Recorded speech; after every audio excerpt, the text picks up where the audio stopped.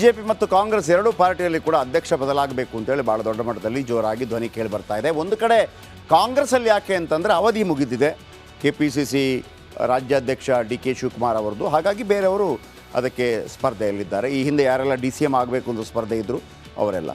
ಮತ್ತೊಂದು ಕಡೆ ಸೋತ ಕಾರಣಕ್ಕಾಗಿ ವಿಜೇಂದ್ರ ಅವರನ್ನು ಚೇಂಜ್ ಮಾಡಬೇಕು ಅಂತೇಳಿ BJPಯಲ್ಲಿ ಅಪಸ್ವರ ಕೇಳಿ ಬರ್ತಾ ಇದೆ. ಬನ್ನಿ, ಈಗ DK ಶಿವಕುಮಾರ್ ರಾಜೀನಾಮೆ ಕೊಟ್ಟರೆ KPCC ಅಧ್ಯಕ್ಷ ಸ್ಥಾನಕ್ಕೆ ಯಾರು ಬರ್ತಾರೆ? ತಮ್ಮನೇ ಅಧ್ಯಕ್ಷ ಆಗ್ತಾರಾ? ಎಸ್, ರಾಜ್ಯ ಕಾಂಗ್ರೆಸ್ನಲ್ಲಿ ಅಧ್ಯಕ್ಷಗಿರಿ ಫೈಟ್ ಶುರುವಾಗಿದೆ. ರೇಸ್ನಲ್ಲಿ ಸತೀಶ್ ಜಾರಕಿಹೊಳಿ ಇದ್ದಾರೆ.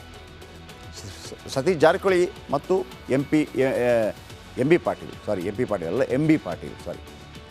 ಇದ್ದಾರೆ. ಯಾಕೆ ಅಂತಂದರೆ ಇವರಿಬ್ಬರು ಕೂಡ ಸಿದ್ದರಾಮಯ್ಯ ಬಣದವರು. ಮತ್ತು ಸತೀಶ್ ಜಾರಕಿಹೊಳಿ ಆಲ್ರೆಡಿ ಶಿಗ್ಗಾಂವಿಯಲ್ಲಿ 30 ವರ್ಷಗಳ ನಂತರ ಪಾರ್ಟಿಯನ್ನು ಗೆಲ್ಲಿಸ್ಕೊಂಡು ಬಂದಿದ್ದಾರೆ. ಆಮೇಲೆ ST ಸಮುದಾಯಕ್ಕೆ ಸೇರಿದವರು.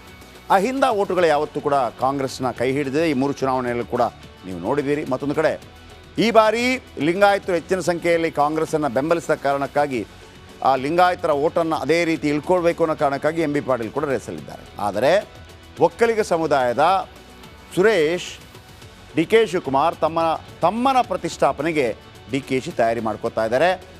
ಸತೀಶ್ MB ಪಾಟೀಲ್ ಸಿದ್ದರಾಮಯ್ಯ ಬಣಕ್ಕೆ ಸೇರಿದವರು. ಮತ್ತೊಂದು ಕಡೆ ಒಬ್ಬರು ST, ಇನ್ನೊಬ್ಬರು ಲಿಂಗಾಯತರು. ಶಿಗ್ಗಾಂವಿ ಗೆಲ್ಲಿಸಿದ್ದೇನೆ ಅಂತಿರೋ ಸತೀಶ್ ಜಾರಕಿಹೊಳಿ ನಿಜವಾಗ್ಲೂ ಗೆಲ್ಲಿಸಿದ್ದಾರೆ. DKಶಿ ಜೊತೆ ಇಬ್ಬರು ನಾಯಕರು ಸ್ವಲ್ಪ ಅಷ್ಟಕ್ಕಷ್ಟೇ ಚೆನ್ನಾಗಿದೆ. 60% ಚೆನ್ನಾಗಿದೆ, 40% ಚೆನ್ನಾಗಿಲ್ಲ, ಆ ಥರ. ಓಕೆ, ಇನ್ನು ತಮ್ಮ DK ಸುರೇಶ್ ಪರ DK ಶಿವಕುಮಾರ್ ಬ್ಯಾಟ್ ಮಾಡೇ ಮಾಡ್ತಾರೆ. ಯಾಕಂದರೆ ಅವರು ಕೂಡ ಚನ್ನಪಟ್ಟಣ ಗೆಲ್ಲಿಸ್ಕೊಂಡು ಬಂದಿದ್ದಾರೆ. DK ಸುರೇಶ್ಗೆ ಕರ್ನಾಟಕದ ಬಗ್ಗೆ ಅಭಿಮಾನ ಇದೆ. ಕರ್ನಾಟಕದ ವಿರುದ್ಧ ತಾರತಮ್ಯ ಆದಾಗ, ಅಂದರೆ ಹಣಕಾಸು ವಿಚಾರದಲ್ಲಿ, GST ವಿಚಾರದಲ್ಲಿ ಕಡಿಮೆ ಬರ್ತಾರೆ. ಇವರೇ ಫಸ್ಟ್ ಹೇಳಿದ್ದು ಕರ್ನಾಟಕದ ವಿರುದ್ಧ ತಾರತಮ್ಯ ಸಹಿಸಲಿಲ್ಲ ಸುರೇಶ್. ಚನ್ನಪಟ್ಟಣದಲ್ಲಿ ಕಾಂಗ್ರೆಸ್ ಗೆಲುವಿನ ಹಿಂದಿದ್ದಾರೆ ಸುರೇಶ್. ಮನಸ್ಸು ಮಾಡಿದ್ದರೆ DK ಸುರೇಶ್ ಸ್ಪರ್ಧೆ ಮಾಡ್ಬೋದಾಗಿತ್ತು. ಆದರೆ ಏನು ಮೊನ್ನೆ ಸೋತ ಮತ್ತೆ ಬಂದಿದ್ದಾನೆ ಅನ್ನುವಂಥ ಒಂದು ಕೆಟ್ಟ ಸಂದೇಶ ಹೋಗಬಾರ್ದು ಅಂತ ಅವ್ರ ಹತ್ರ ಕೇಳಿದಾಗ, ಅಂದರೆ DK ಸುರೇಶ್ ಹತ್ರ ನಾವು ಕೇಳಿದಾಗ, ಅಂದರೆ ಪತ್ರಕರ್ತರ ಕೇಳಿದಾಗ, ಯಾಕೆ ಸರ್ ನೀವೇ ಸ್ಪರ್ಧೆ ಮಾಡ್ಬೋದಿತ್ತಲ್ಲ ಅಂತ ಹೇಳಿದಾಗ, ಇಲ್ಲ ಯಾಕೆ ಸೋಲಾಯಿತು ಅಂತ ನಾನು ಒಂದು ಅವಲೋಕನ ಮಾಡ್ತಾಯಿದ್ದೀನಿ. ಮೊನ್ನೆ ಸೋತ ಮತ್ತೆ ತಿಳ್ಕೊಂಡ, ಹಂಗೆ ಆಗಬಾರ್ದು, ನಾನು ನಿಲ್ಲಲ್ಲ ಅನ್ನೋಂಥ ನಿರ್ಧಾರಕ್ಕೆ ಬರ್ತಾರಂತೆ. ಹಾಗಾಗಿ ಯೋಗೇಶ್ವರ್ ನಿಲ್ಲಿಸಿ ಗೆಲ್ಲಿಸಿಕೊಂಡು ಬರ್ತಾರೆ ಸುರೇಶ್. ಆದ್ದರಿಂದ KPCC ಅಧ್ಯಕ್ಷ ರೇಸ್ನಲ್ಲಿ ಸುರೇಶ್ ಮೇಲುಗೈ ಇರಬಹುದು. ಒಂದು ಕಡೆ DK ಪ್ರಭಾವ ಇರುತ್ತೆ, ಇನ್ನೊಂದು ಕಡೆ ಒಕ್ಕಲಿಗ ಪ್ರಭಾವ ಇರುತ್ತೆ, ಇನ್ನೊಂದು ಕಡೆ ತನುಮನ ದನ ಇರುತ್ತೆ, ಎಲ್ಲವೂ ಕೂಡ. ಮತ್ತೊಂದು ಕಡೆ ಆ ಕಡೆ ಅವರು ಕೂಡ ಏನು ಕಡಿಮೆ ಅಲ್ಲ, ಸತೀಶ್ ಜಾರಕಿಹೊಳಿ ಆ್ಯಂಡ್ MB ಪಾಟೀಲ್ ಇಬ್ಬರದು ನನಗೆ ಕಾಣ್ತಾ ಇದೆ. DK ಸುರೇಶ್ ಮತ್ತೊಂದು ಸತೀಶ್ ಜಾರಕಿಹೊಳಿ. ಅದರಲ್ಲೂ DK ಸುರೇಶ್ ಅವಕಾಶಗಳು ಜಾಸ್ತಿ ಕಾಣ್ತಾ ಇದೆ.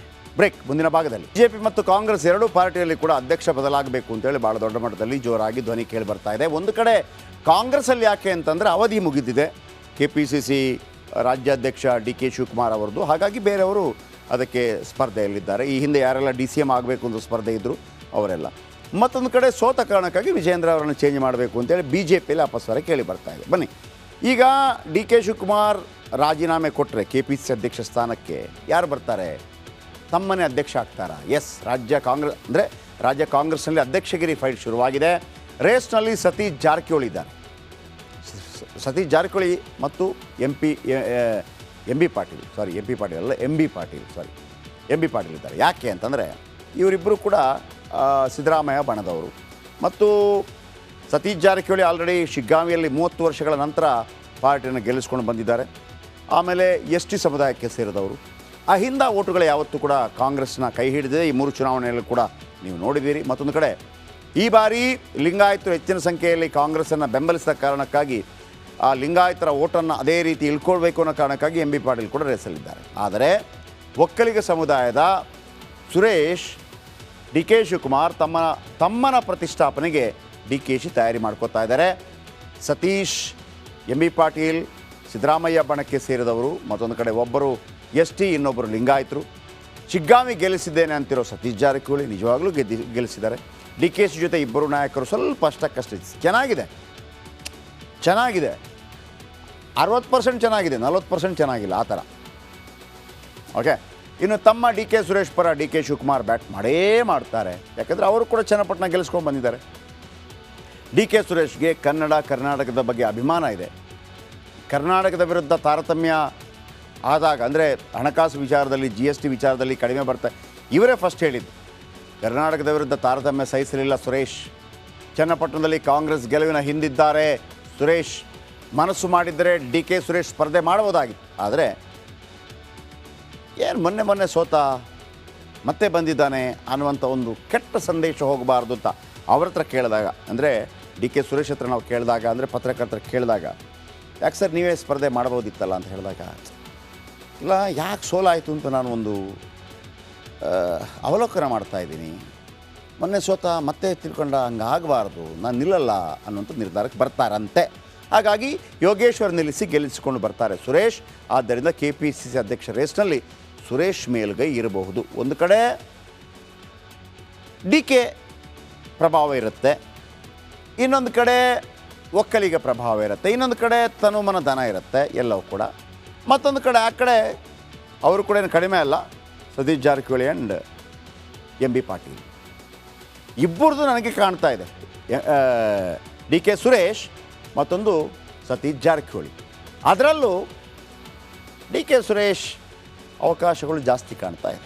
ಬ್ರೇಕ್. ಮುಂದಿನ ಭಾಗದಲ್ಲಿ BJP ಮತ್ತು ಕಾಂಗ್ರೆಸ್ ಎರಡೂ ಪಾರ್ಟಿಯಲ್ಲಿ ಕೂಡ ಅಧ್ಯಕ್ಷ ಬದಲಾಗಬೇಕು ಅಂತೇಳಿ ಭಾಳ ದೊಡ್ಡ ಮಟ್ಟದಲ್ಲಿ ಜೋರಾಗಿ ಧ್ವನಿ ಕೇಳಿ ಬರ್ತಾ ಇದೆ. ಒಂದು ಕಡೆ ಕಾಂಗ್ರೆಸ್ಸಲ್ಲಿ ಯಾಕೆ ಅಂತಂದರೆ ಅವಧಿ ಮುಗಿದಿದೆ KPCC ರಾಜ್ಯಾಧ್ಯಕ್ಷ ಡಿ ಕೆ ಶಿವಕುಮಾರ್ ಅವರದ್ದು. ಹಾಗಾಗಿ ಬೇರೆಯವರು ಅದಕ್ಕೆ ಸ್ಪರ್ಧೆಯಲ್ಲಿದ್ದಾರೆ. ಈ ಹಿಂದೆ ಯಾರೆಲ್ಲ DCM ಆಗಬೇಕು ಅಂತ ಸ್ಪರ್ಧೆ ಇದ್ದರು ಅವರೆಲ್ಲ.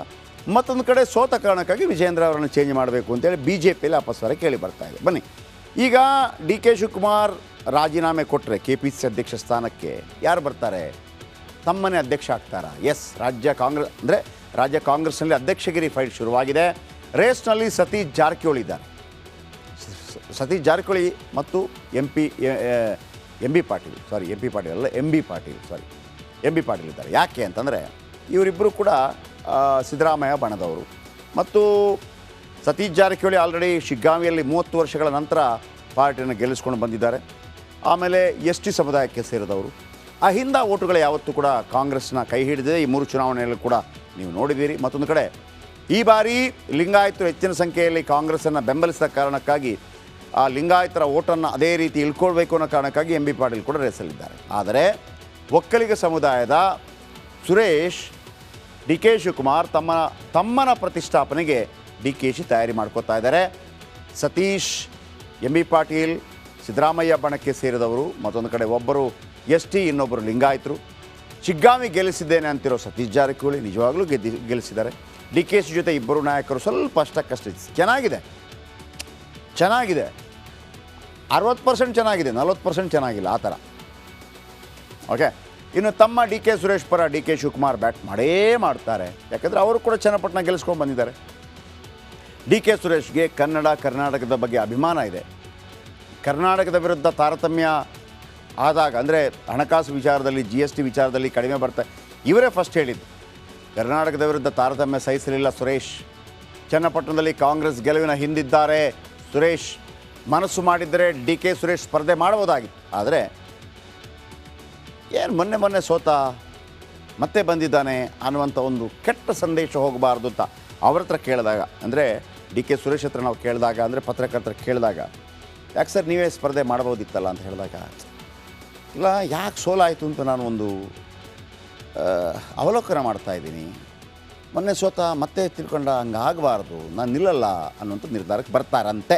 ಹಾಗಾಗಿ ಯೋಗೇಶ್ವರ್ ನಿಲ್ಲಿಸಿ ಗೆಲ್ಲಿಸಿಕೊಂಡು ಬರ್ತಾರೆ ಸುರೇಶ್. ಆದ್ದರಿಂದ KPCC ಅಧ್ಯಕ್ಷ ರೇಸ್ನಲ್ಲಿ ಸುರೇಶ್ ಮೇಲುಗೈ ಇರಬಹುದು. ಒಂದು ಕಡೆ